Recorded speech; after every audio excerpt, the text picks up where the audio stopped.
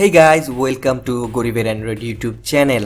আজকে কথা বলবো স্যামসাংয়ের তরফ থেকে চলে এসেছে স্যামসাং গ্যালাক্সি F41 একটি স্মার্টফোন, যার সম্পর্কে বিস্তারিত সব কিছু জেনে ফেলেছি।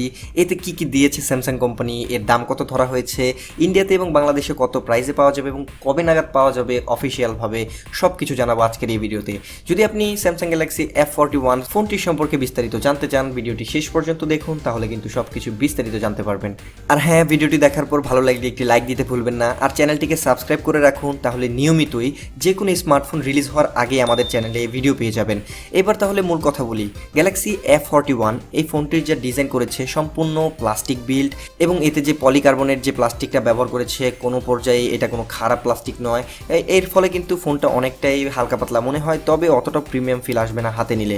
এই ফোনটি যথেষ্ট গুড লুকিং একটি ফোন এবং এর কালারটাও খুব ভালো করেছে স্যামসাং। এছাড়াও এই ফোনটির পেছনে থাকছে তিনটি ক্যামেরা, যার মেন ক্যামেরাটি হচ্ছে কি একটি 64 মেগাপিক্সেলের সেন্সর, এবং এর পাশাপাশি একটি 8 মেগাপিক্সেলের আলট্রা ওয়াইড অ্যাঙ্গেল লেন্স পেয়ে যাবেন, এবং একটি 5 মেগাপিক্সেলের লাইভ ফোকাস যুক্ত ডেপথ সেন্সর পেয়ে যাচ্ছেন। আর পেছনে থাকা ক্যামেরার একটু নিচেই দেওয়া হয়েছে একটি ফিজিক্যাল ফিঙ্গারপ্রিন্ট সেন্সর, যার মাধ্যমে ফোনটিকে আনলক করতে পারবেন, এবং ফ্রন্টে কিন্তু ফেস আনলকের মতো সুবিধাও থাকছে।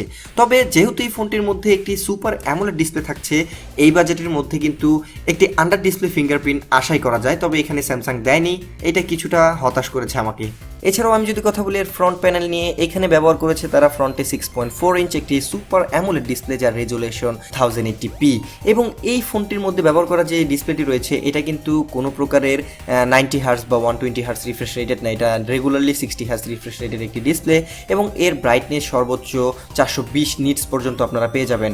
এছাড়াও এর ফ্রন্টে থাকা ছোট ডিউ ড্রপ নচের মধ্যে পেয়ে যাবেন একটি 32 মেগাপিক্সেলের সেলফি শুটার ক্যামেরা, যার মাধ্যমে আপনারা সেলফি তোলার পাশাপাশি 1080p রেজুলেশনের ভিডিও ক্যাপচার করতে পারবেন। এইবার যদি কথা বলি এর পারফরমেন্স নিয়ে, এই ফোনটির মধ্যে আপনারা প্রসেসর হিসেবে পেয়ে যাচ্ছেন স্যামসাংয়ের তরফ থেকে আসা তাদের নিজস্ব Exynosের 9611 এই চিপসেটটি। এই প্রসেসরটি হচ্ছে কি একটি অক্টাকোর প্রসেসর, যার 4টি কোর হচ্ছে আর্ম কর্টেক্স A73 বেস, এবং বাকি 4টি কোর হচ্ছে গিয়ে কর্টেক্স A53 বেস। এছাড়াও এতে জিপিইউ সেকশন রয়েছে Mali-G72 MP3 জিপিইউ, যার মাধ্যমে গেমিং পারফরমেন্সটা আপনি ভালোই পেয়ে যাবেন।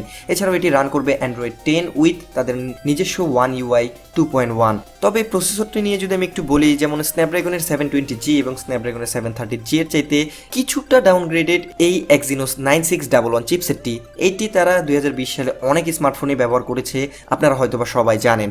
এছাড়াও প্রসেসরের পাশাপাশি ন্যূনতম 6GB র্যাম এবং 64GB স্টোরেজের ভেরিয়েন্ট পাচ্ছেন, এবং এখানে ট্রিপল কার্ড স্লট থাকছে, যার ফলে এক্সট্রা মেমোরি কার্ডেরও ব্যবহার করার সুবিধাও থাকছে এখানে।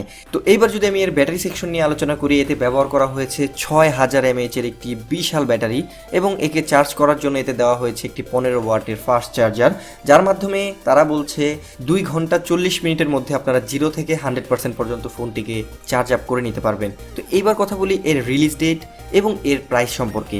এই ফোনটি অক্টোবর মাসের 16 তারিখ থেকে ইন্ডিয়াতে পাওয়া যাবে 17,000 ইন্ডিয়ান রুপিতে। তবে আপনারা যদি তাদের ফ্লিপকার্ট এর থেকে অর্ডার করেন, তাহলে আপনারা আরও 1500 টাকা ডিসকাউন্ট, অর্থাৎ 664GB ভেরিয়েন্টটির প্রাইস আপনারা 15,500 ইন্ডিয়ান রুপির মধ্যে ইন্ডিয়া থেকে পেয়ে যাচ্ছেন।